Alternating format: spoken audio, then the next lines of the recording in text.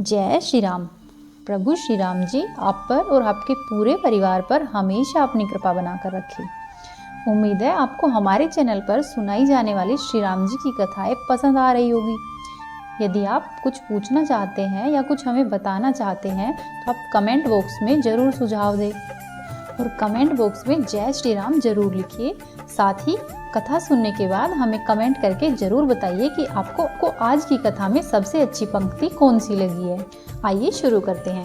कल के अध्याय में आपने सुना था श्री रामचंद्र जी विश्राम कर रहे हैं और लक्ष्मण जी के साथ केवट वहीं पर बैठ रहे हैं और लक्ष्मण जी से बातें कर रहे हैं।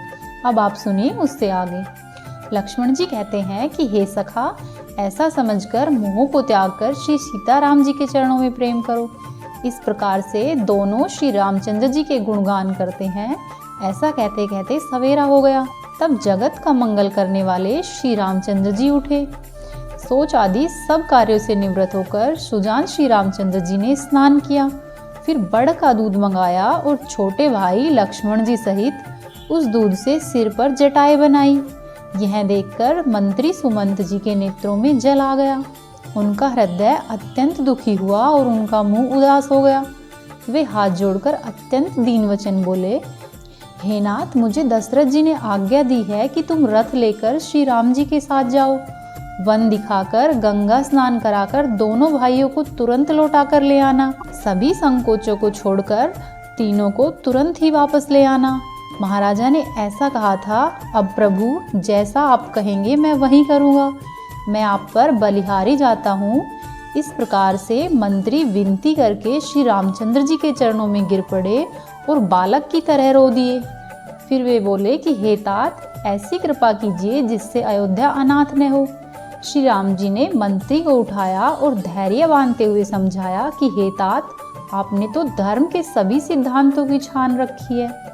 शिबी, दधीची, राजा हरिश्चंद्र, साथ ही सभी वेदों व पुराणों में कहा गया है कि सत्य के समान कोई दूसरा धर्म नहीं है। मैंने उसी धर्म को सहज ही पा लिया है। इस धर्म को त्यागने से तीनों लोकों में अपयश छा जाएगा। प्रतिष्ठित पुरुष के लिए अपयश की प्राप्ति करोड़ों मृत्यु के समान है। हे तात, मैं इससे अधिक क्या कहूँ, लौटकर पाने में मैं पाप का भागी होता हूँ। आप जाकर पिताजी के चरणों को पकड़कर करोड़ों नमस्कार के साथ हाथ जोड़कर विनती करिएगा, हे तात, आप हमारी चिंता बिल्कुल ना करें। आप मेरे पिता के समान ही बड़े हितैषी है। हे तात, मैं हाथ जोड़कर आपसे विनती करता हूँ। आपका भी सब प्रकार से वही कर्तव्य है जिसमें पिताजी हम लोगों के सोच में दुखी ना हो। वहीं श्री राम जी और सुमंत का यह संवाद सुनकर केवट निषाद राज अपने परिवार के सहित व्याकुल हो गया। तब श्री रामचंद्र जी ने सकुचाकर अपनी सौगंध दिलाकर सुमंत जी से कहा कि आप जाकर पिताजी को देखिए। फिर सुमंत ने फिर राजा का संदेश कहा कि सीता वन में नहीं रह सकेगी। राजा ने मुझे कहा है यदि राम लक्ष्मण न आवे तो सीता को अवश्य ही वापस लेकर आवे। इसीलिए जिस तरह सीता अयोध्या को लौट आवे, तुमको और श्री रामचंद्र जी को वही उपाय करना चाहिए। सीता पिता के घर और ससुराल में सब जगह रह लेगी। जब तक यह विपत्ति दूर नहीं होती है तब तक माता सीता जहाँ पर चाहे वहीं पर रह सकेगी। तब सुमंत मुनि बोले कि हे तात, राजा ने जितनी दीनता और प्रेम से विनती की है कि उसको कहा ही नहीं जा सकता। कृपा निधान श्री रामचंद्र जी ने जब पिता का यह संदेश सुना तो सीता जी को अनेक प्रकार से सीख दी कि सीता, तुम अब घर को लौट जाओ और सास ससुर प्रियजन एवं कुटुंब सब की चिंता मिट जाएगी। यह सुनकर सीता जी बोली कि हे प्राणपति, हे परम स्नेही, सुनिए। हे प्रभु, आप करुणामयी और परम ज्ञानी हैं। शरीर को छोड़कर छाया अलग कैसे रह सकती है? सूर्य की प्रभा सूर्य को छोड़कर कहाँ जा सकती है? और चांदनी चंद्रमा को त्याग कर कहाँ जा सकती है? इस प्रकार पति को प्रेममयी विनती सुनाकर सीता जी मंत्री से अत्यंत सुहावनी वाणी से कहने लगी कि आप मेरे पिता और ससुर के समान मेरा हित करने वाले हैं। आपको मैं बदले में उत्तर देती हूँ, यह बहुत ही अनुचित है। किंतु हे तात, आप बुरा नहीं मानिएगा। आर्यपुत्र के चरण कमलों के बिना जगत में जहाँ तक के नाते हैं मेरे लिए सब व्यर्थ है।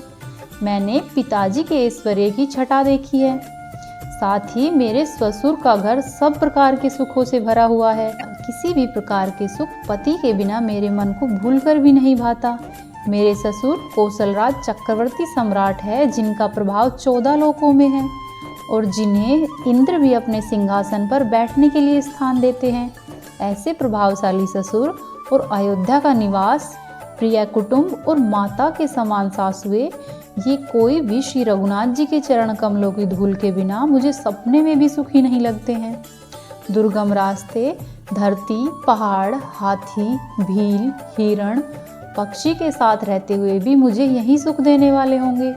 इसीलिए सास और ससुर के पांव पड़कर मेरी ओर से विनती कीजिएगा कि वे मेरा कुछ भी न सोच करे। मैं वन में सब प्रकार से सुखी रहूंगी। सुमंत जी माता सीता की शीतल वाणी सुनकर ऐसे व्याकुल हो गए जैसे सांप की मणि खो गई हो। नेत्रों से जल भर आया, कुछ सूझता ही नहीं था, कानों से कुछ सुनाई ही नहीं पड़ रहा था। वे बहुत व्याकुल हो गए, वे कुछ कह ही नहीं सकते थे। श्री रामचंद्र जी ने फिर उनको बहुत प्रकार से समझाया, तब भी उनकी छाती ठंडी नहीं हुई। साथ चलने के लिए मंत्री ने अनेक प्रकार से युक्तियां पेश की, परंतु श्री राम जी उन्हें उचित उत्तर देते गए। श्री राम जी की आज्ञा नहीं मिटी जा सकी। कर्म की गति कठिन है। तब इस तरह से सुमंत मुनि सिर नवा कर लौटे, जैसे कि कोई व्यापारी अपनी पूंजी गवा कर लौट रहा हो। सुमंत ने रथ को हाँका। घोड़े श्री रामचंद्र जी की ओर देख देख कर हिनहिनाते हैं। यह सब देखकर केवट निषाद राज बहुत ही दुखी हुआ और सिर पीट कर पछताता है कि जिनके वियोग में पशु इस प्रकार से व्याकुल है, उनके वियोग में प्रजा, माता और पिता कैसे जीवेंगे। श्री रामचंद्र जी ने जबरदस्ती सुमंत को लौटाया और फिर स्वयं गंगा जी के तट पर आए और वहां पर श्री राम जी ने केवट से नाव मांगी, परंतु केवट उनको नाव लाकर नहीं देता। वह कहने लगे कि मैंने तुम्हारा भेद जान लिया है। हे प्रभु, तुम्हारे चरणों की धूल के लिए सब लोग कहते हैं कि वह मनुष्य बना देने वाली कोई जड़ी है, जिसके छूते ही पत्थर की शिला सुंदर स्त्री हो गई। तो मेरी नाव तो लकड़ी की है। लकड़ी पत्थर से कठोर तो नहीं होती प्रभु। मेरी नाव भी मुनि की स्त्री हो जाएगी और इस प्रकार मेरी नाव उड़ जाएगी। मैं लुट जाऊंगा। मेरी खाने कमाने की राह ही मारी जाएगी। मैं तो इसी नाव के सहारे अपने परिवार का पालन पोषण करता हूँ, कोई दूसरा धंधा भी नहीं चलाता। हे प्रभु, यदि आप अवश्य ही पार जाना चाहते हैं तो पहले मुझसे अपने चरण कमल को धुलाइए, उसके बाद ही आप जा सकेंगे। हे नाथ, मैं चरण कमल को धोकर आप लोगों को नाव पर चढ़ा दूंगा और आपसे उतराई में कुछ नहीं लूंगा। हे राम, मुझे आपकी दुहाई और दशरथ जी की सौगंध है, मैं सब सच सच कहता हूँ। लक्ष्मण जी भले ही मुझे तीर से मार दे, परंतु जब तक मैं आपके पैरों को पखार नहीं लूंगा, तब तक हे तुलसीदास के नाथ, हे कृपालु, मैं पार नहीं उतारूंगा। तब श्री राम जी केवट के प्रेम में लिपटे हुए अटपटे वचन सुनकर जानकी जी और लक्ष्मण जी की ओर देखकर हंसे। कृपा के समुद्र श्री राम जी केवट से मुस्कुराकर बोले कि हे भाई, तू वहीं कर जिससे तेरी नाव न जाए। जल्दी जा, पानी ला और पैर धो ले, देर हो रही है और हमें पार उतार दे। प्रभु के इन वचनों को सुनकर गंगा जी बुद्धि मोह से खिंच चली कि ये साक्षात भगवान होकर भी पार उतारने के लिए केवट का सहारा ले रहे हैं। परंतु साथ ही गंगा जी बहुत खुश भी हुई कि श्री राम जी के चरणों का स्पर्श प्राप्त करके मैं धन्य हो जाऊंगी। वहीं केवट श्री राम जी की आज्ञा पाकर कठोते में भरकर जल ले आया। अत्यंत आनंद और प्रेम में भरकर वह भगवान के चरण कमल धोने लगा। सब देवता फूल बरसा कर सराहना कर रहे हैं कि इसके पुण्य की तो कोई सीमा ही नहीं है। चरणों को धोकर और अपने पूरे परिवार को वह स्वयं भी उस जल को ग्रहण करके वह महान पुण्य पाता है और अपने पितरों को भवसागर से पार कर फिर आनंद पूर्वक प्रभु श्री रामचंद्र जी को गंगा के पार ले गया। निषादराज और लक्ष्मण जी सहित श्री सीता जी और श्री राम जी उतरकर गंगा जी की बालू पर खड़े हो गए। तब केवट ने उतरकर दंडवत प्रणाम किया। प्रभु को संकोच हुआ कि इसको कुछ नहीं दिया है। पति के हृदय की जानने वाली सीता जी ने आनंद भरे मन से अपनी रत्न जड़ित अंगूठी उतारी और श्री राम जी को दी और श्री राम जी को केवट को देने के लिए दी। कृपालु श्री रामचंद्र जी ने केवट से कहा कि लो, नाव की उतराई लो। केवट ने व्याकुल होकर चरण पकड़ लिए। उसने कहा, हे नाथ, मैंने आज क्या नहीं पाया है। आज तो मेरा जीवन धन्य हो गया है। आपकी कृपा से मुझे कुछ नहीं चाहिए। लौटती बार आप मुझे जो देंगे वह मैं प्रसाद समझकर सिर चढ़ाकर रख लूँगा। प्रभु श्री राम जी, माता सीता जी और लक्ष्मण जी ने बहुत आग्रह किया, परंतु केवट ने कुछ नहीं लिया। तब करुणा के धाम श्री रामचंद्र जी ने निर्मल भक्ति का वरदान देकर उसे विदा किया। फिर रघुकुल के स्वामी श्री राम जी ने स्नान किया और पार्थिव पूजा की और शिव जी को सिर नवाया। सीता जी ने हाथ जोड़कर गंगा जी से कहा कि हे माता, मेरा मनोरथ पूरा कीजिए, जिससे मैं पति और देवर के साथ सकुशल वापस लौट कर आकर तुम्हारी पूजा करूं। सीता जी की प्रेम रस में सनी हुई विनती सुनकर तब गंगा जी के निर्मल जल में से श्रेष्ठ वाणी हुई कि हे रघुवीर की प्रियतमा जानकी, सुनो, तुम्हारा प्रभाव जगत में किसे नहीं मालूम। तुम्हारी कृपा से सब लोग लोकपाल हो जाते हैं। सभी सिद्धियां हाथ जोड़े तुम्हारी सेवा करती हैं। तुमने मुझे जो विनती की है, यह तो मुझ पर बहुत ही कृपा की और मेरी बहुत बड़ाई की है। तो हे देवी, मैं भी अपनी वाणी सफल होने के लिए तुम्हें आशीर्वाद देती हूँ।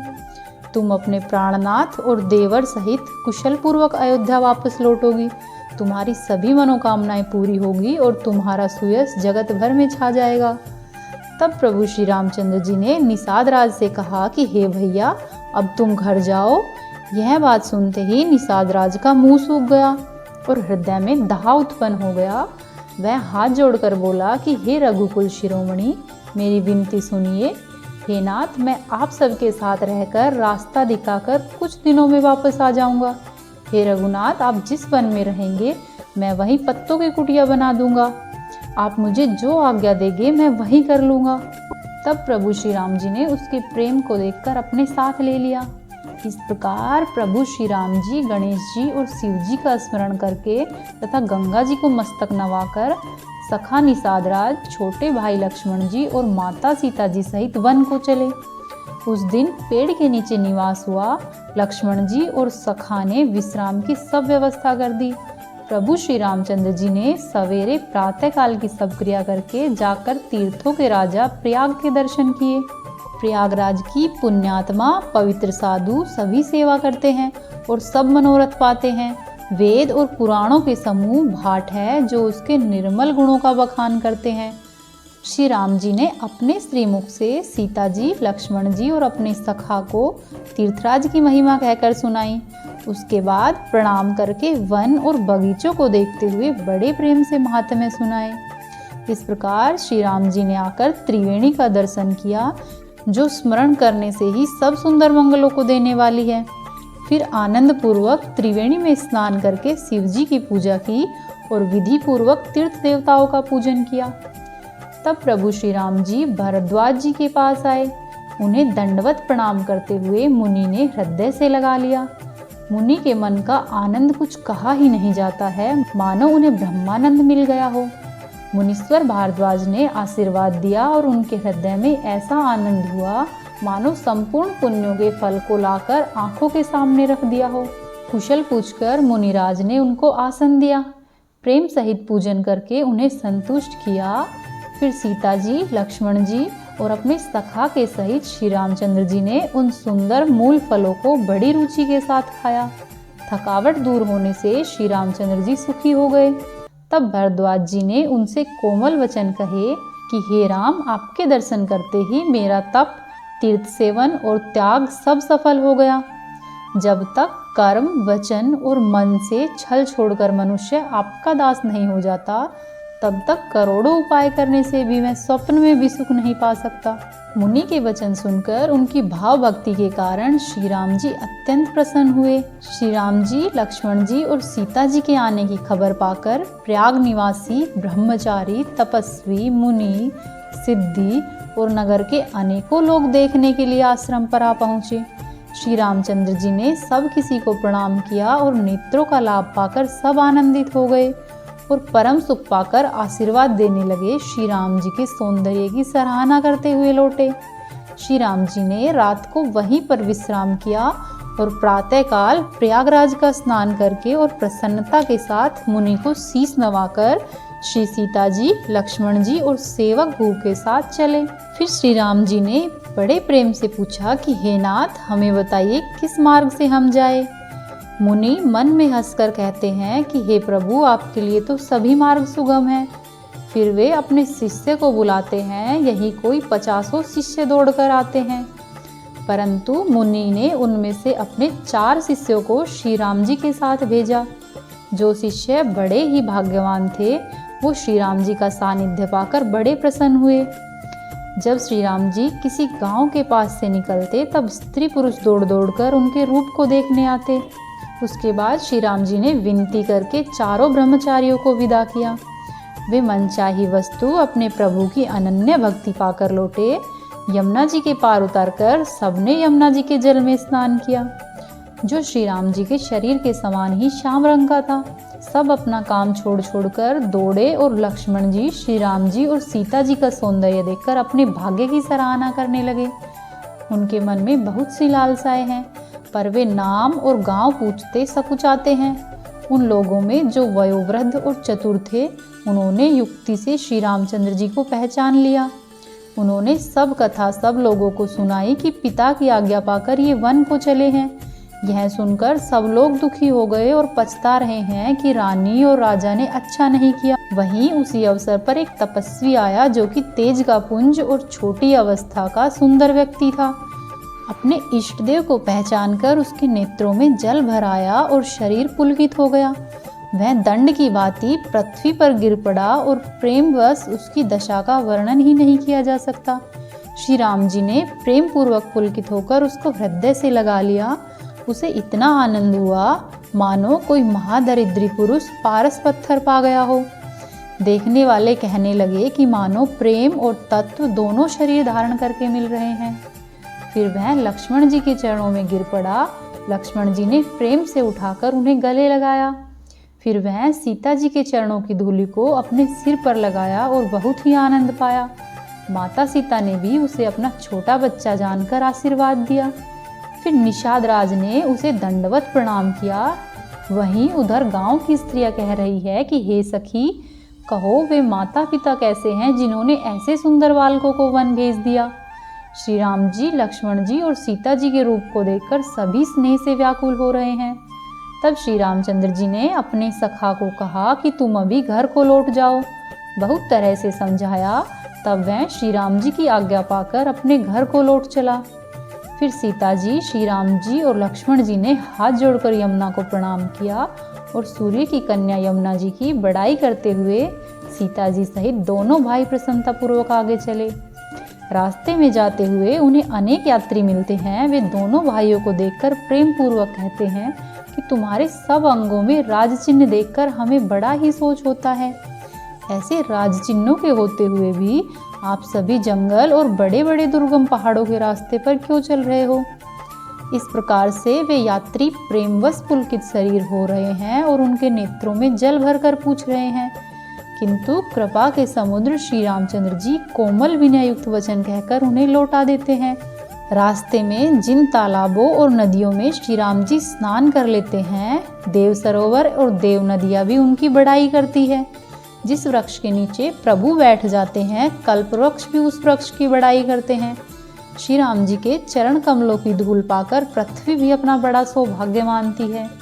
रास्ते में बादल छाया करते हैं, देवता फूल बरसा रहे हैं। पर्वत, वन और पशु पक्षी देखते हुए श्री राम जी रास्ते में चल रहे हैं।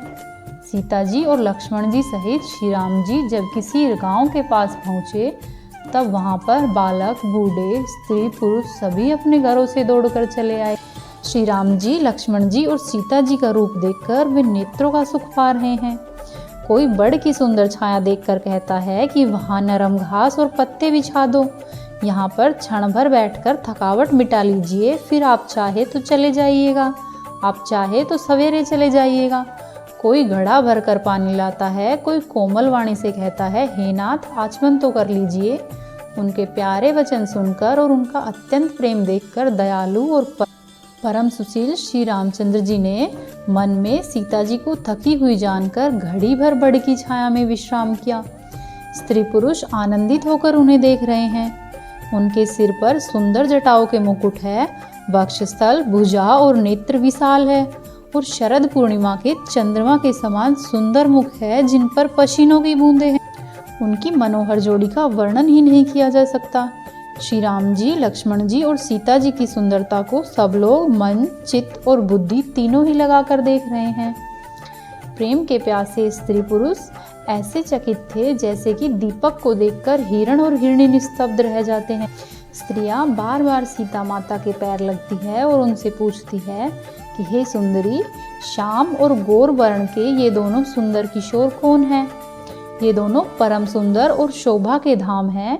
शरद पूर्णिमा के चंद्रमा के समान इनका मुख और शरद ऋतु के कमल के समान इनके नेत्र हैं।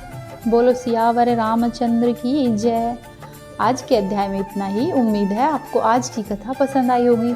यदि आपको आज की कथा पसंद तो वीडियो को लाइक करें, चैनल को सब्सक्राइब करें और कमेंट बॉक्स में जय श्री राम अवश्य ही लिखें।